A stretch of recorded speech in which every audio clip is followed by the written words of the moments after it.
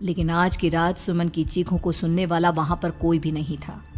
अगर वहां पर कोई मौजूद था तो बस हरिया, जो कि अब एक भेड़िए में बदल चुका था। सुमन के बालों को पकड़कर घसीटते हुए वो जंगल के बीचों बीच एक जगह पर ले जा रहा था।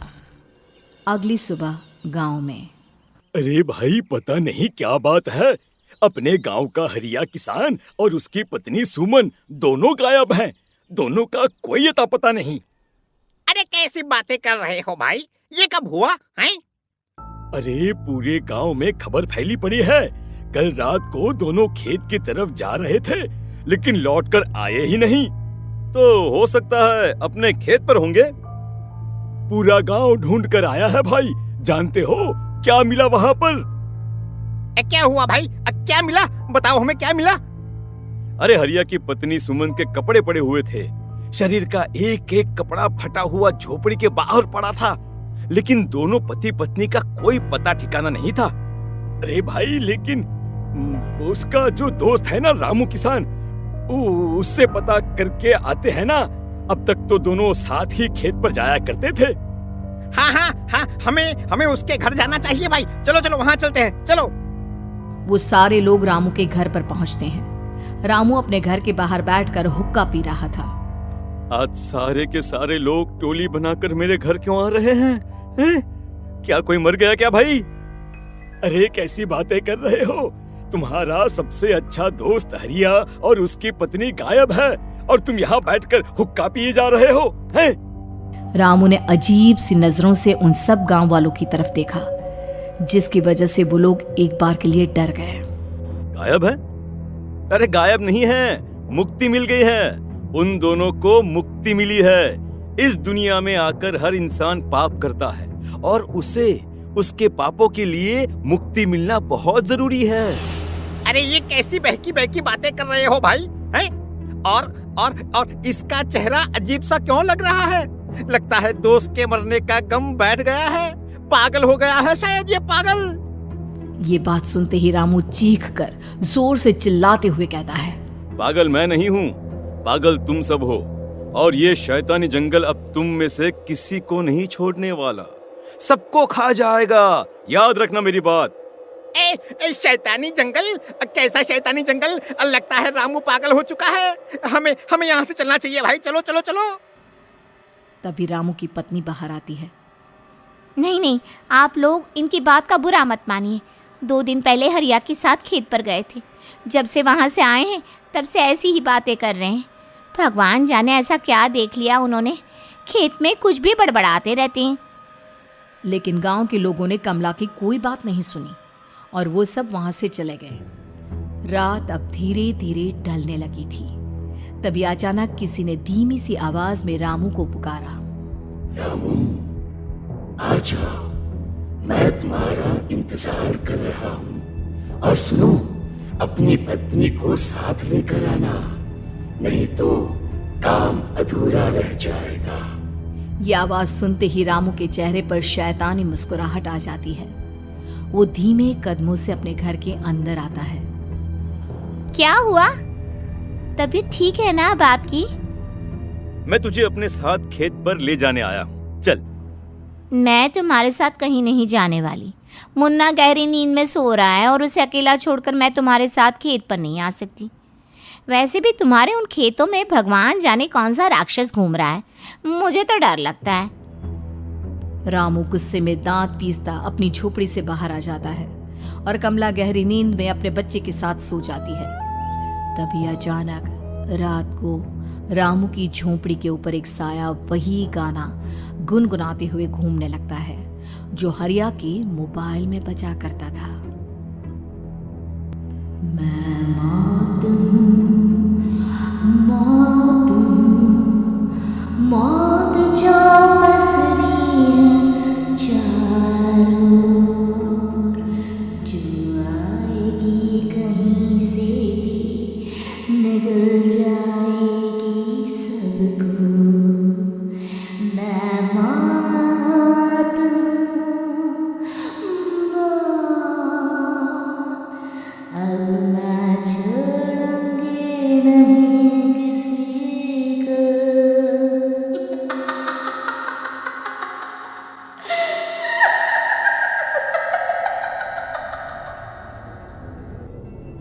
ये आवाज सुनकर रामू की पत्नी कमला की आंख खुलती है और वो देखती है कि उसका मुन्ना अपनी जगह से गायब था। कमला चीखते हुए बाहर दौड़ कर आती है। वहां पर उसने देखा कि रामू ने अपने बच्चे को झोपड़ी के बाहर एक पेड़ से उल्टा लटकाया हुआ था और उसका बच्चा चीख चीख कर रो रहा था।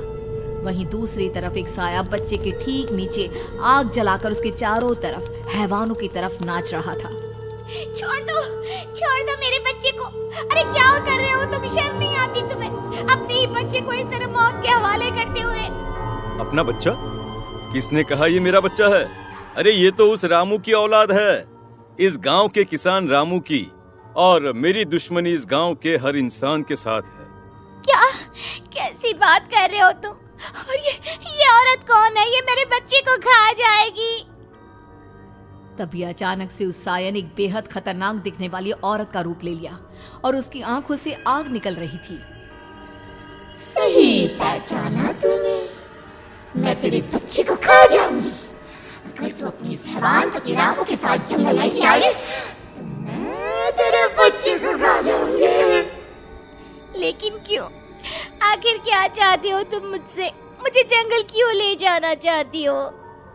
औरत बुरी तरह से ठहाके मार मार कर जोर जोर से हंसने लगी और साथ में रामू भी। ये तो तुझे वहां चलने के बाद ही पता चलेगा ना।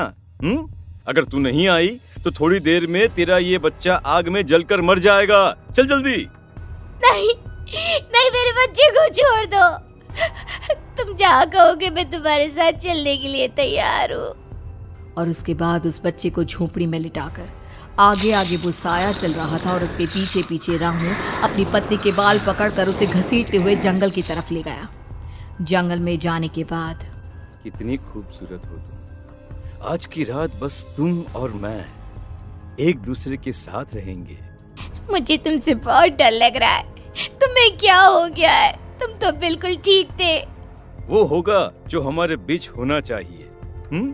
तो आओ अपने आप को मेरे हवाले कर दो। कमला ने डर की वजह से अपनी दोनों आंखें कसकर बंद कर ली थी। रामू ने बुरी तरह से चीख कर कमला से कहा, आंखें खोलो अपनी और मेरी तरफ देखो। कमला ने जैसे ही अपनी आंखें खोली उसने देखा कि रामू एक खतरनाक खूनी हैवान में बदल चुका था। कौन हो तुम? जाने दो मुझे।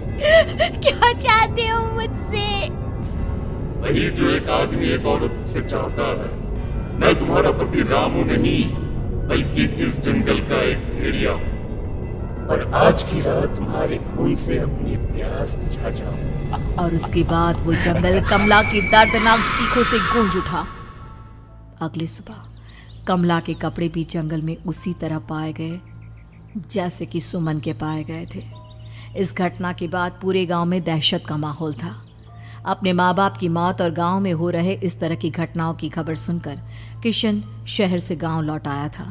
अपने माँ बाप की बेदर्द मौत की वजह से वो बहुत परेशान था। तभी अचानक उसे अपने घर में खाट के नीचे पड़ा हुआ वो मोबाइल फोन मिला जो उसने अपने पापा हरिया को गिफ्ट किया था। अरे कितने प्यार से पापा के लिए मोबाइल फोन लेकर आया था। इसे एक दिन भी काम में नहीं ले पाए। और आखिर कौन है जो गांव में इस तरह की हत्याएं कर रहा है? क्या है इन सब के पीछे? क्या है? मुझे पता करना ही होगा, वरना एक दिन पूरा का पूरा गांव खाली हो जाएगा। इस गांव में एक भी जिंदा इंसान नहीं बचेगा।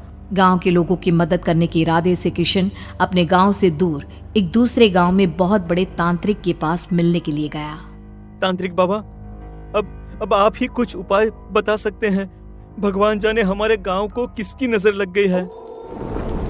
नजर नहीं लगी है, किसी ने तुम्हारे गांव को बद्दुआ दी है। किसी सताई हुई आत्मा का प्रकोप है और अब वो पूरे गांव में किसी को नहीं छोड़ेगी जब तक उसकी आत्मा को शांति नहीं मिल जाती। अरे लेकिन ऐसा कौन है बाबा?